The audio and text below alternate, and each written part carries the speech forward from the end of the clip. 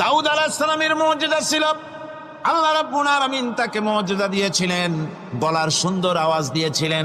তিনি যখন জাব্বুর শরীফ তেলাওয়াত করতেন, উড়ন্ত পাখিরা ওড়া বন্ধ করে চতুর্দিকে বসে আল্লাহর কালাম শুনত। তিনি লোহা দিয়ে অস্ত্র তৈরি করতেন। অস্ত্র বানাবার সময় আগুন দিয়ে লোহা পোড়ায় অস্ত্র বানাতে হয়। দাউদ আলাইহিস সালামের তার প্রয়োজন ছিল না। তিনি যখন লোহা হাতির ভিতরে নিয়ে চাপ দিতেন, লোহা পানি হয়ে আঙ্গুলের ফাঁক দিয়ে গলে পড়ে যেত। এটা ছিল তার মুজিজা। হযরত সুলাইমান, আল্লাহ রাব্বুল আলামিন তাকে মুজিজা দান করলেন। কোরআনে কারীমের ভিতরে রব্বুল আলামিন বলেন, হযরত সুলাইমান আলাইহিস সালাম সকাল বেলায় বিনা মেশিনে বিনা ইঞ্জিনে তক্তার উপরে বসে যেতেন। তক্তা 1 মাসের পথ অতিক্রম করত। আবার সন্ধ্যা বেলায় বসতেন, এই তক্তা আর 1 মাসের পথ অতিক্রম করে যেত। ঈসা আলাইহিস সালামের মুজিজা ছিল, জন্মান্তের চোখের উপরে হাত বুলিয়ে দিতেন, সঙ্গে সঙ্গে চোখ ভালো হয়ে যেত। কুষ্ঠব্যাধিগ্রস্ত লোকের গায়ে হাত বুলাতেন, সঙ্গে সঙ্গে কুষ্ঠব্যাধি ভালো হয়ে যেত। এই ছিল তাদের মুজিজা। পয়গম্বরেরা বিদায় হয়ে গেলেন, মুজিজা বিদায় হয়ে গেল। দাউদ আলাইহিস সালাম বিদায় হলেন, মুজিজার সাথে নিয়ে গেলেন। তার উম্মতেরা ওই লোহাগুলি আর কেউ গলাতে পারে নাই, আজও কেউ গলাতে পারে না, হাত দিয়ে চেপে ধরে। সুলাইমান আলাইহিস সালাম দুনিয়া থেকে বিদায় হয়ে গেছেন, মুজিজা নিয়ে কবরে চলে গেছেন। আজ আর তার অনুসারীরা অথবা দুনিয়ার কোন মানুষ বিনা ইঞ্জিনে তক্তায় বসে আর হাওয়ায় উঠতে পারবে না। মুসা আলাইহিস সালাম বিদায় হলেন, লাঠির মুজিজা চলে গেল। তার উম্মতেরা, তার অনুসারীরা কিয়ামত পর্যন্ত যদি 1012 চেষ্টা চালায়, লাঠিকে আর কোনোদিন সাপে পরিণত করতে পারবে না। ঈসা আলাইহিস সালাম, আল্লাহ রাব্বুল আলামিন তাকে উঠায় নিলেন, মুজিজা তিনি সাথে নিয়ে গেলেন। আজ তার কোটি কোটি শত শত কোটি উম্মতেরা দুনিয়ায় যারা তার উম্মত দাবি করে, খ্রিস্টানেরা হাজারো যদি চেষ্টা চালায়, তবুও জন্মামদের চোখের উপরে হাত বুলিয়ে চোখ আর ভালো করতে পারবে না। কুষ্ঠব্যাধিগ্রস্ত লোকের গায়ে হাত বুলিয়ে কুষ্ঠব্যাধি ভালো করতে পারবে না। তার মানে হলো, নবীরা যে যা যত মুজিজা পেয়েছিলেন, জীবদ্দশায় মুজিজা কাজে লেগেছে, দুনিয়া থেকে বিদায় হয়েছেন, মুজিজার সাথে নিয়ে গেছেন। কিন্তু আপনার আমার নবী, বিশ্ব নবী জনাব মুহাম্মদ রাসূলুল্লাহ সাল্লাল্লাহু আলাইহি ওয়াসাল্লামের কাছে আল্লাহ রাব্বুল আলামিন তাকে যত মুজিজা দিয়েছিলেন, 3000-এর উপরে আল্লাহর নবীর মুজিজা ঘটেছিল 23 বছরের নবুয়তের জীবনে। তার মধ্যে শ্রেষ্ঠ মুজিজা হতেছে কোরআন মাজিদ। আল্লাহ নবী বিদায় হয়ে গেলেন, মুজিজা সাথে নিয়ে যান নাই, মুজিজা রেখে গেলেন দুনিয়ায়। কিয়ামত পর্যন্ত দুনিয়াবাসী, নবীর উম্মতেরা কোরআনের মুজিজা ব্যবহার করতে পারবে। কোরআনে কারীম রাসূল কারীম সাল্লাল্লাহু আলাইহি সাল্লামের জীবনের শ্রেষ্ঠ মুজিজা। মানুষ পাগল হয়ে গেছে কোরআন শুনে। সুতরাং কোরআনের বৈশিষ্ট্য সকল দিক থেকে এক অপূর্ব একটি কিতাবে পরিণত করেছে, যা মানুষকে চিরকাল বিস্ময় হতবাক করে দিয়েছে। কোরআনের আরেকটি বৈশিষ্ট্য হচ্ছে, এই কোরআন এক সময় নাজিল হয় নাই। 30 পারা কোরআন শরীফ একসাথে নাজিল হয়েছে না, কোরআন নাজিল হয়েছে আস্তে আস্তে, ধীরে ধীরে। কত বছর লাগলো? 23 বছরেরও কিছু বেশি সময় ধরে কোরআন ধীরে ধীরে রাসূল কারীম সাল্লাল্লাহু আলাইহি সাল্লামের কাছে অবতীর্ণ হয়েছে। এমনটি আর কোনো কিতাব হয়নি, যা আর কোনো ধর্মগ্রন্থ যারা অন্যরা দাবি করে, এরকম হয়নি। কোরআনে কারীমের আরেকটি বৈশিষ্ট্য হচ্ছে, যখন কাগজ ছিল না, ছাপাখানা ছিল না, এমনকি টেপ রেকর্ডার ছিল না, তখনকার নাজিলকৃত কিতাব যেভাবে নাজিল হয়েছিল সেইভাবে আজ পর্যন্ত অবিকল টিকে আছে, টিকে থাকবে ইলা ইয়াউমিল কিয়ামah।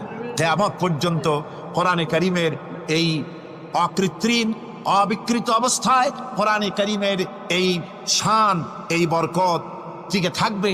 এই জন্য কোরআন শরীফ হচ্ছে এই পৃথিবীর মহাবিশ্বের মহাবিশ্ব। কোরআন হচ্ছে পৃথিবীর মহাবিশ্বের মহাবিশ্ব। এর মর্যাদা সম্পর্কে রাসূল কারীম সাল্লাল্লাহু আলাইহি ওয়াসাল্লাম বলেছেন, ওয়ান উসমান রাদিয়াল্লাহু তাআলা আনহু আন্নাহু ক্বাল قال رسول الله صلى الله عليه وسلم خيركم من تعلم القرآن وعلمه رواه البخاري। আল্লাহর নবী বলেন, তোমাদের মধ্যে সর্বোত্তম ব্যক্তি সেই, তোমাদের ভিতরে ভালো ব্যক্তি, উত্তম ব্যক্তি সেই, যে ব্যক্তি নিজে কোরআন শেখে আর অন্যকে শেখায়। কোরআন যে শেখে আর অন্যকে যে শেখায়, সেই ব্যক্তি হলো তোমাদের মধ্যে সর্বোত্তম ব্যক্তি, ভালো ব্যক্তি। সুবহানাল্লাহ পড়েন। কোরআনে কারীমের এই মর্যাদা সম্পর্কে রাসূল করিম সাল্লাল্লাহু আলাইহি সাল্লাম বলেছেন, দুই ব্যক্তিকে, দুই শ্রেণীর লোককে ঈর্ষা করা যায়। অমুকে বিরাট বাড়ি করেছে, সে বাড়ি থেকে হিংসা হয়, আমি ওরকম বাড়ি করব, অমুকের মতো নেতা হব, অমুকের মতো বড় লোক হতে হবে। পরশ্রী কাতরতা অথবা ঈর্ষা করা, এরকমের ঈর্ষা করা জায়েজ নাই। রাসূলুল্লাহ বলেছেন দুই ব্যক্তির সঙ্গে ঈর্ষা করা যায়। আন ইবনে ওমর রাদিয়াল্লাহু তাআলা আনহু আন্নাহু قال قال رسول الله صلى الله عليه وسلم لا حسد الا على الاثنين।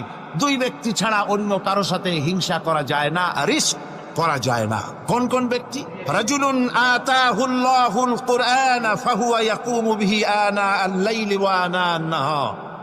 ওই ব্যক্তির সঙ্গে ঈর্ষা করা যায়, হিংসা করা যায় যে ব্যক্তিকে আল্লাহ পাক কোরআনের ইলম দান করেছেন, সে ব্যক্তি দিন রাত কোরআন তেলাওয়াত করে, কোরআনের উপরে আমল করে, কোরআনের উপরে থাকে, মানুষকে কোরআনের দাওয়াত দেয়। ওই লোকের সাথে ঈর্ষা করা দরকার যে তার মতো হতে চায়। ওয়ারাজুলুন আতাহুল্লাহু মালান ফাহুয়া ইউনফিকু মিনহু আনা আল-লাইলি ওয়া আনা আন-নাহার। মুত্তাফাকুন আলাইহি, বুখারী মুসলিমের হাদিস। রাসূলুল্লাহ বলছেন অন্য আরেক ব্যক্তি হচ্ছে যে ব্যক্তিকে আল্লাহ পাক মাল দিয়েছেন, সম্পদ দিয়েছেন, ওই ব্যক্তি তার মাল আর সম্পদকে দিন রাত দুহাতে আল্লাহর রাস্তায় খরচ করে। তার মতো হওয়ার জন্য তার সাথে ঈর্ষা করা যেতে পারে। আমার বন্ধুগণ, এই কোরআন হচ্ছে এমন এক কিতাব যে কোরআনকে নিয়ে যারা অগ্রসর হয় আল্লাহ তাদেরকে বাড়ায় দেন, আর কোরআনের সাথে যারা হিংসা করে, বিদ্বেষ করে, আল্লাহ তাদেরকে অধপাতিত করে দেন। আন ওমর ইবনুল খাত্তাব রাদিয়াল্লাহু তাআলা আনহু আন্নাহু قال قال رسول الله صلى الله عليه وسلم ان الله يرفع بهذا الكتاب اقواما ويضع به آخرين রাওয়াহু মুসলিম। হযরত ওমর রাদিয়াল্লাহু তাআলা আনহু বলছেন যে আল্লাহ পাক এই কোরআনের সাহায্যে এক শ্রেণীর লোককে প্রতিষ্ঠিত করবেন দুনিয়ার বুকে, এবং আখিরাতেও আর এক শ্রেণীর লোককে করবেন অধপাতিত। যারা কোরআনের সাথে বিরোধিতা করবে, তারা যদি হিরো হয় আল্লাহ তাদেরকে জিরো বানাবেন। কি বানাবেন? জোরে কন কি বানাবেন? জিরো বানিয়ে দিবেন।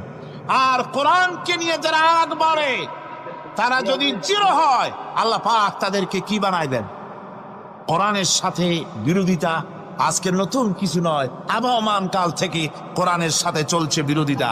বিশ্বকবি, কবি সম্রাট আল্লামা ইকবাল, আল্লাহ তাকে জান্নাতুল ফেরদাউস নসিব করুন, সবাই বলুন আমিন। আল্লামা ইকবাল বলেছেন, সতীজা কর রহা হ্যায় আসল সে তাইমরোজ, সতীজা কর রহা হ্যায় আসল সে তাইমরোজ, চরাগে মুস্তাফা বি সে শরারে বুলহবিস। মুহাম্মদ সাল্লাল্লাহু আলাইহি ওয়াসাল্লামের দীপ শিকার সাথে, আল্লাহর দ্বীনের সাথে আবু জাহাল, আবু লাহাবের অগ্নিস্ফুলিঙ্গের সংঘর্ষ আবহমান কাল থেকে লেগে এসেছে। কিন্তু ওদের এই অগ্নিস্ফুলিঙ্গের টক্কর লেগে মুহাম্মদ সাল্লাল্লাহু আলাইহি ওয়াসাল্লামের টিম টিম করে জ্বলে ওঠা এই প্রদীপটি প্রচন্ড ঝোড়ো হাওয়ার মুখে, টর্নেডো আর গর্কির মুখে নিভে যায়নি, জ্বলছে, জ্বলবে কিয়ামত পর্যন্ত। এটাকে নিভাবার ক্ষমতা বিশ্বের কোনো মানুষের নাই। ফু দিয়ে কেউ যদি নিভাতে চায়, চেহারা শুদ্ধ, মাথা শুদ্ধ, পুড়ে ছাই হয়ে যাবে, কোরআনের আলোকে নির্বাপিত করতে পারবে না।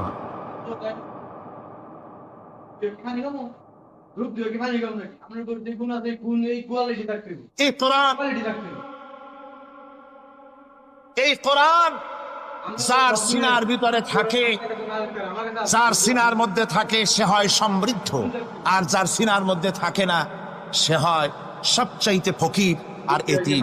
আল্লাহর নবী বলেছেন, ইন্নাল্লাযী লাইসা ফি জাওফিহি শাইউম মিনাল কুরআনি কাল বাইতিল খারিব।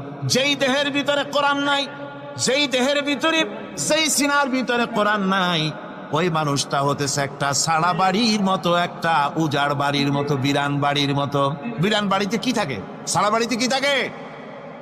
কি কয়? না না, ভূত কিসের? খামোখাই ভয় পান আপনারা। ভূত বলে কিছু না। হ্যাঁ, শয়তান থাকে, জিন থাকে, তারপরে ওর মধ্যে আর কি থাকে? উতুম পেঁচা থাকে, ইঁদুর থাকে, তেলাপোকা থাকে, উই পোকা থাকে, বাঁদর থাকে, উল্লুক থাকে, সাপ থাকে। রাসূলুল্লাহর কথা দেখেন, কি সুন্দর কথা। সুবহানাল্লাহ, সুবহানাল্লাহ। যে দেহের ভিতরে কোরআন নাই, সারা বাড়িতে যা থাকে, পুরো বাড়িতে যা থাকে, বিরাট বাড়িতে যা থাকে, যে দেহে কোরআন নাই সেই দেহের মধ্যে তাই থাকে। আজ দেখুন বাংলাদেশের শিক্ষাঙ্গনে কলেজ ইউনিভার্সিটিগুলিতে কোরআন পড়ানো হয়নি, বলেন ঠিক কিনা? আমাদের বিশ্ববিদ্যালয়গুলিতে কোরআন পড়ানো হয়, তাফসীর পড়ানো হয়, হাদিস পড়ানো হয়। আর হাদিস কোরআন আল্লাহর কালাম পড়ানো হয় না বলে অবস্থা কি হয়েছে? হাদিস থেকে মিলায় নেন, ইন্নাল্লাযী লাইসা ফী জাওফিহি শাইউম মিনাল কুরআনি কাল বাইতিল খারিব। কোরআন নাই তো সারা বাড়ি, কোরআন নাই তো কি আছে? যে ঘরের মধ্যে মানুষ নাই, উল্লুক থাকে, ভাল্লুক থাকে, শয়তান থাকে, তেলাপোকা থাকে, সারপোকা থাকে, হিংস্র প্রাণী ভরপুর থাকে। যে শিক্ষা প্রতিষ্ঠানে কোরআন পড়ানো হয় না, সেখানেও সন্ত্রাসীরা বাস করতে পারে, ভালো মানুষ টিকতে পারে না।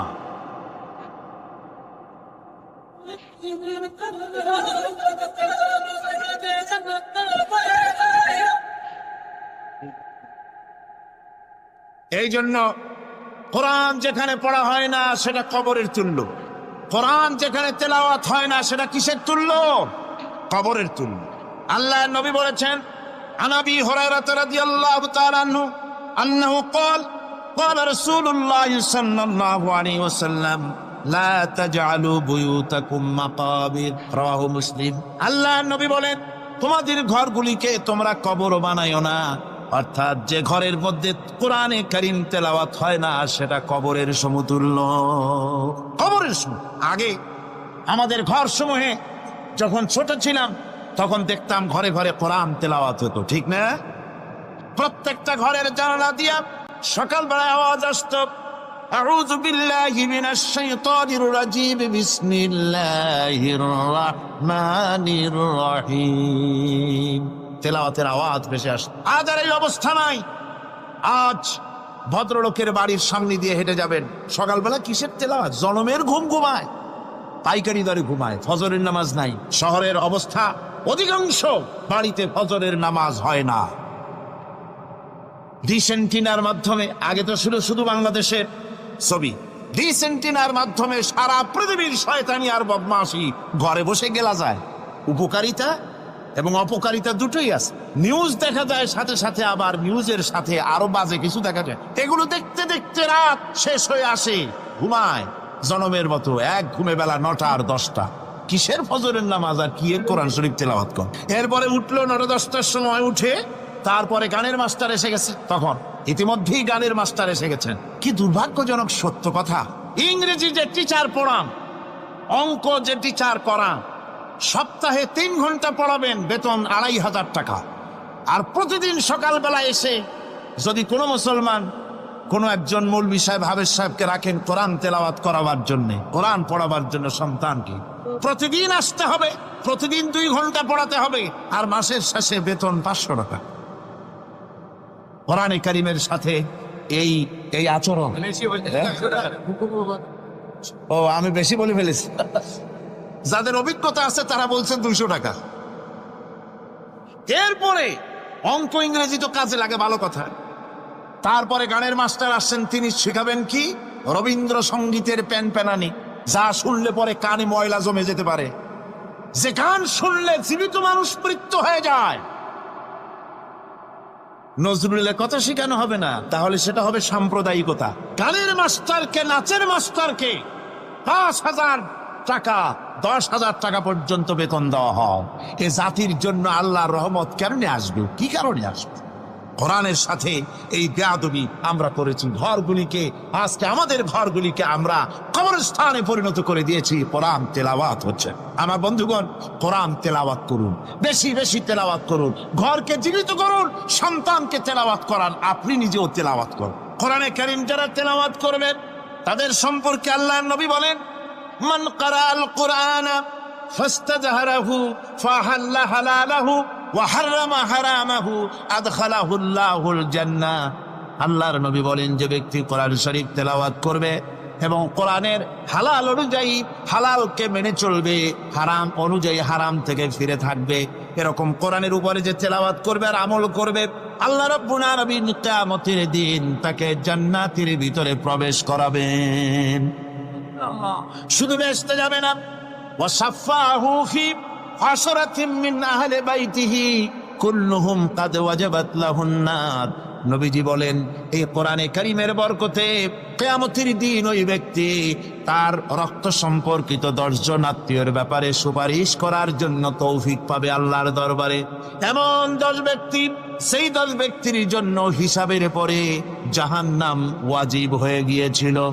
এমন 10 ব্যক্তি সম্পর্কে কোরআনের তেলাওয়াতকারী আর আমলকারী আল্লাহর দরবারে সুপারিশ করার জন্য পারমিশন পাবেন।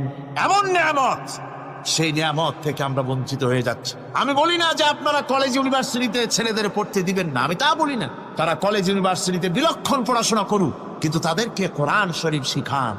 লক্ষ লক্ষ টাকা খরচ করলেন ছেলের পেছনে, কিন্তু কোরআন শিখালেন না। আপনি মরে গেলে আপনার জানাজাটা পড়বে, এ তৌফিকও সে পেল। জানাজার ইমামতি তো দূরের কথা, জানাজার নিয়ত জানে না, তার পবিত্রতা জানে না। বাপ মরে গেছে, সে তখন ছিল মার্কেটে, শুনলো বাপ মরছে, তাড়াতাড়ি জানাজায় শরীক হতে হবে। প্যান্টও পাক নাই, যেহেতু পেশাবের যখন বেগ এসেছিল দেওয়ালের পাশে দাঁড়াইয়া কাম সারছে, দোয়া মোছার কাম নাই, মাথায় টুপি নাই, নাক মোছা রুমাল ছিল পকেটের, রুমালটা মাথায় দিয়া দাঁড়ায় গেল। আল্লাহু আকবার, বাপের কপালে যা আছে তাই হোক। তারপরে বাপ মরে গেছে, কান্না শুরু করেছে। যেদিন মরছে সেদিন কাঁদতেছে, পরের দিনও একটু মুখ মলিন কাঁদতে। নাম বল্টু মিয়া। তার আবার এক বন্ধু আছে, তার নাম শান্টু মিয়া। শান্টু মিয়া বলছে, মিয়া বল্টু কান্দো কেন? বাপ মরে গেছে। তা এগুলো বাঁচে নাকি? এগুলো মরিই যায়। আমার একটা ছিল, ওটাও মরছে। চিরকাল কারো বাপ থাকে, সুতরাং এত মন খারাপ কেন? আসো, ইন্ডিয়া থেকে ভালো একটা বই আসছে, সেইটা দেখে এত আনন্দ পাবে। বাপ তো বাপ, 14 গোষ্ঠী মরলেও মনের দুঃখ মুছে যাবে। এরপরে বাড়ি এনে তাকে সিনেমার ছবি দেখানো হলো। ছবি সে দেখলো, ফেরার সময় বাপের কবরের কাছ থেকে যাওয়ার সময় দাঁড়িয়ে গেল ক্ষণিকের জন্য। আহারে বাপ, বিদায় হয়ে গেলা, কি দেব তোমার? কিছু তো নাই আমার কাছে, তাই সারা রাত ধরে যা কিছু দেখলাম এগুলি তোমার আমলনামায় দিয়ে গেলাম। জোরে কর নাউযুবিল্লাহ। আমি সমস্ত পিতাদেরকে বলতে চাই, সন্তানদেরকে কোরআন শিখা, কাজে লাগবে। কোরআন শিখালে কাজে লাগবে। কোরআন শরীফ মুখস্থ করেন, বেশি করে মুখস্থ করেন কোরআনে কারীম, আপনার ফায়দা হবে। হযরত ওমর রাদিয়াল্লাহু তাআলা আনহু বর্ণনা করছেন যে রাসূল কারীম সাল্লাল্লাহু আলাইহি ওয়াসাল্লাম বলেছেন, ইউকালু লিসাহিবিল কুরআনি ইকরা ওয়ারাত্তিল কামা কুনতা তুরাত্তিলু ফিদ দুনিয়া। কিয়ামতের দিন জান্নাতীদেরকে, বেহেশতীদেরকে আল্লাহ রাব্বুল আলামিন বলবেন, কোরআন শরীফ তেলাওয়াত করো আর উপরের দিকে উঠতে থাকো। কোরআনে যেভাবে দুনিয়ার বুকে কোরআনে কারীম তুমি মুখস্থ করেছিলে, ধীরে ধীরে তেলাওয়াত করতে, ওইভাবে ধীরে ধীরে কোরআন তেলাওয়াত করো আর উপরের দিকে উঠতে থাকো। আল্লাহ পাক বলতে থাকবেন, উপরের দিকে ওঠো, তেলাওয়াত করো আর ওঠো। উঠতে উঠতে যেই জায়গায় গিয়ে তোমার তেলাওয়াত শেষ হয়ে যাবে, জান্নাতের ওই জায়গাটা তোমার জন্য বরাদ্দ হবে। আবু দাউদ শরীফের হাদিস, জান্নাতের ওই জায়গাটা তোমার জন্য বরাদ্দ হবে। এখন যাদের শুধু সূরা ইখলাস আর সূরা কাউসার মুখস্থ, তারা তো 2 পা আগাই বসে যাবে, উঠতে পারবেন না। বেশি বেশি মুখস্থ করেন, হাফেজে কোরআন হন অথবা হাফেজের মতো হন। বেশি বেশি মুখস্থ করেন সূরা ইয়াসিন, সূরা দুখান, সূরা আর রহমান, সূরা ওয়াকিয়া, সূরা মুজাম্মিল, যে সমস্ত সূরা, বেশি সূরা আল আরাফ, সূরা কাহাফ, সূরা মারিয়াম ইত্যাদি মুখস্থ করেন। কিয়ামতের দিন কাজে লাগবে, জান্নাতের অত উঁচায় উঠতে পারবেন। হাফেজে কোন জায়গায় যাবে? সুবহানাল্লাহি ওয়া বিহামদিহি। 30 পারা কোরআন যার সিনার ভিতরে, জান্নাতের কোন জায়গাটা আল্লাহ তাকে বরাদ্দ করবেন? সুবহানাল্লাহ, সুবহানাল্লাহ। কোরআনে কারীমকে মুখস্থ করুন, বেশি করে মুখস্থ করুন। কোরআনে কারীমকে বেশি করে তেলাওয়াত করুন। এই কোরআনে কারীমকে যারা বেশি করে তেলাওয়াত করবে, তেলাওয়াত করতে গিয়ে যারা আল্লাহর কাছে কিছু চাওয়ার সময় পাবে না, তাদের সম্পর্কে রাসূল করিম সাল্লাল্লাহু আলাইহি ওয়াসাল্লাম বলেছেন, হাদিসে কুদসি, হাদিসে কুদসি রাসূল করিম সাল্লাল্লাহু আলাইহি ওয়াসাল্লাম বলেছেন, ইয়াকুলু রাব তাবারাক ওয়া তাআলা মান শাগালাহুল কুরআনু আন যিকরি মাসআলাতি আতাইতুহু আফজালা মা উতিয়াস সাইলি। আল্লাহর নবী বলেন, আমার আল্লাহ পাক বলেছেন, কোরআন তেলাওয়াত করতে গিয়ে যারা ব্যস্ত থাকে, কোরআন তেলাওয়াত করতে করতে যারা আমার কাছে হাত পেতে কিছু চাওয়ার সময় পায় না, যারা আমার কাছে হাত পেতে কিছু চায়, তাদের থেকে তেলাওয়াতকারীদেরকে আমি রব্বুল আলামিন বেশি করে দেই। জোরে বলুন সুবহানাল্লাহ। কোরআন তেলাওয়াত করতে করতে যারা আল্লাহর কাছে হাত পেতে চাওয়ার সময় পায় না, আল্লাহ পাক বলেন যারা চায় তাদের থেকে তেলাওয়াতকারীকে আমি বেশি দেই। আমার বন্ধুগণ, শুধু তাই নয়, এ কোরআনে কারীম যারা তেলাওয়াত করবে, আমল করবে, কিয়ামতের দিন তার মা বাপের মাথার উপরে আল্লাহ রাব্বুল আলামিন, আবু দাউদ শরীফের হাদিসে এসেছে, তার মা বাপের মাথার উপরে নূরের টুপি পরিধান করানো হবে। এমন নূরের টুপি, এমন নূরের তাজ পরানো হবে, চন্দ্র সূর্যের আলোকে ম্লান করে দেবে। হাসরবাসীরা প্রশ্ন করবেন, এ লোকটি কে? কোনো ফেরেশতা নাকি বলে না, কোন নবী নাকি বলে না, তবে কি ইনি কে? জবাব হবে, তিনি হচ্ছেন সেই ব্যক্তি যিনি তার সন্তানদেরকে কোরআন শিখিয়েছিলেন। কোরআন শিখানোর কারণে আল্লাহ রাব্বুল আলামিন আজ তার মা বাপের মাথার উপরে নূরের টুপি পরিধান করে হাসরের ভিতরে মর্যাদা দিলেন। কিয়ামতের দিন দুনিয়াও মর্যাদা পাওয়া যাবে, আখিরাতেও মর্যাদা পাওয়া যাবে যদি কোরআনে কারীমকে তেলাওয়াত করা যায়, আমল করা যায়, বোঝা যায়, তাহলে এই সমস্ত নিয়ামত আল্লাহ পাক দান করবেন। সুতরাং এই এত বড় নিয়ামত থেকে আমরা যেন কেউ বঞ্চিত হয়ে না যায়। কোরআন হচ্ছে এমন এক কিতাব যার তাফসীর লেখা হয় নাই। পৃথিবীতে এমন কোনো ভাষা নাই, পৃথিবীর উল্লেখযোগ্য সবগুলি ভাষায় কোরআনে কারীমের তাফসীর লেখা হয়েছে, কিন্তু কোন মুফাসসির আজ পর্যন্ত কথা বলেন নাই যে আমি যে তাফসীর লিখছি এর চাইতে ভালো তাফসীর আর কেউ লিখতে পারেও না আর পারবেও না, এটা শেষ, আর তাফসীর লেখা লাগবে না। এ কথা কেউ বলতে পেরেছে? জোরে বলেন, পেরেছে? পারে নাই। তার কারণ কি? আল্লাহ রাব্বুল আলামিন বলেন, قُلْ لَوْ كَانَ الْبَحْرُ مِدَادًا لِكَلِمَاتِ رَبِّي لَنَفِدَ الْبَحْرُ قَبْلَ أَن تَنفَدَ كَلِمَاتُ رَبِّي وَلَوْ جِئْنَا بِمِثْلِهِ مَدَدًا। আল্লাহ পাক বলেন, নবী আপনি বলুন, আমার রবের কথাগুলি লেখার জন্য যদি সমুদ্রের পানিগুলি, সমুদ্রের সমস্ত পানিগুলি যদি কালিতে পরিণত হয়ে যায়, আর আমার রবের কথাগুলি যদি লেখা শুরু হয়ে যায়, আমার রবের কথাগুলি লেখার পূর্বে সমস্ত সমুদ্রের পানিগুলি শেষ হয়ে যাবে।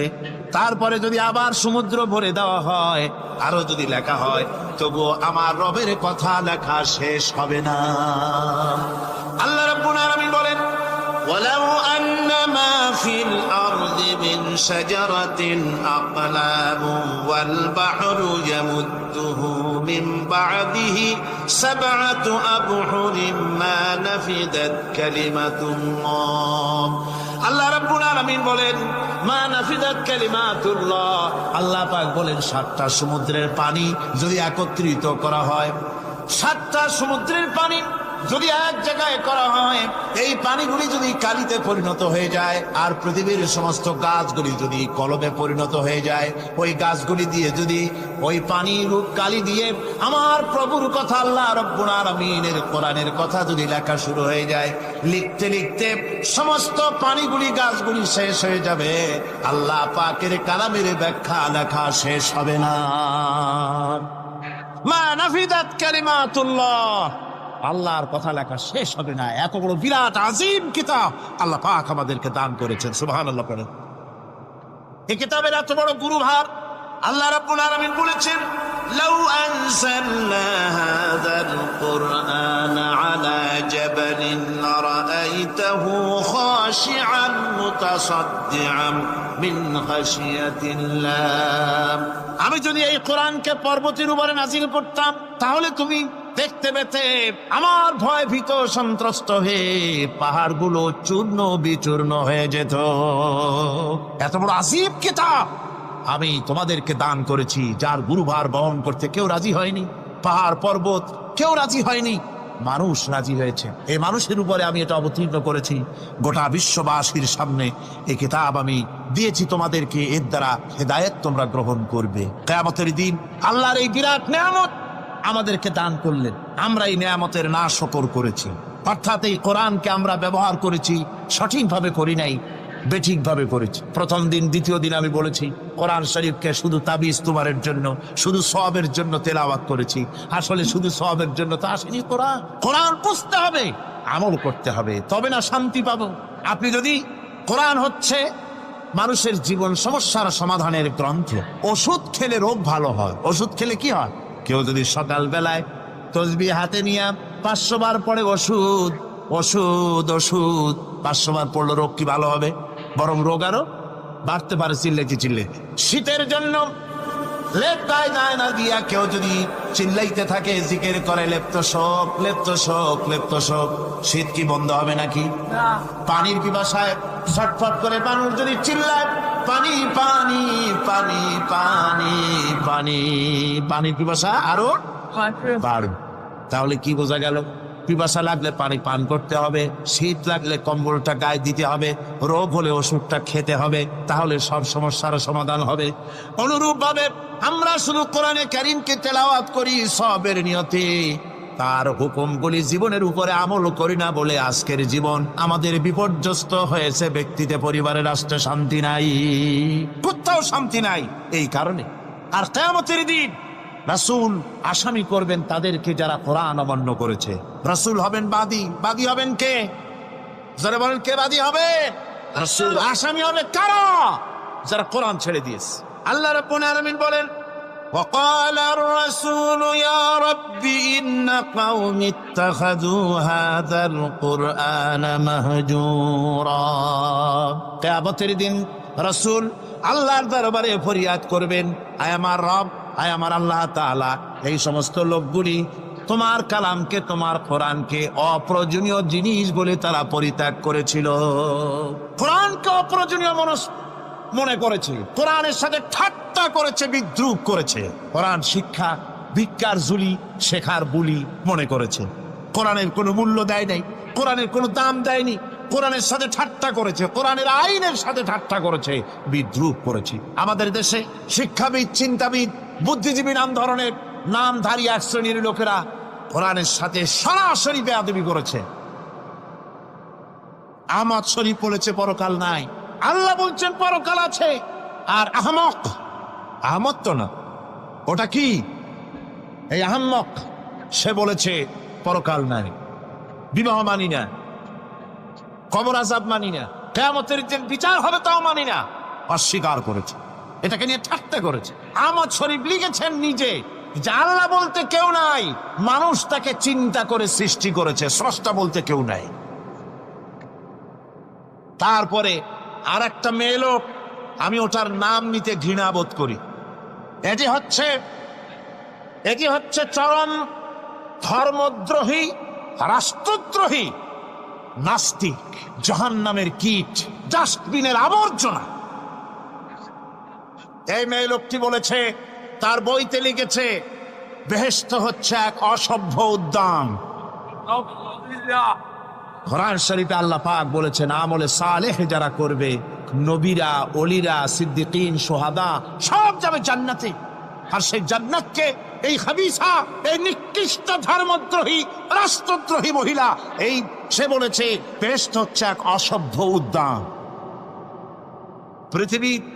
পৃথিবী অতৃপ্ত বহুগামী পুরুষেরা তাদের থাকার জায়গা হবে ওই বেহেশতের মধ্যে। যেরকম নাউজুবিল্লাহ। এই মেয়ে লোকটি সমগ্র নারী জাতির কলঙ্ক। ভারত, বাংলাদেশের শ্রেষ্ঠ শত্রু ভারত, এই শয়তানকে পয়সা দিয়া পুষতেছে। কলকাতায় দাওয়াত দিয়ে আনন্দ পুরস্কার দিয়েছে। সে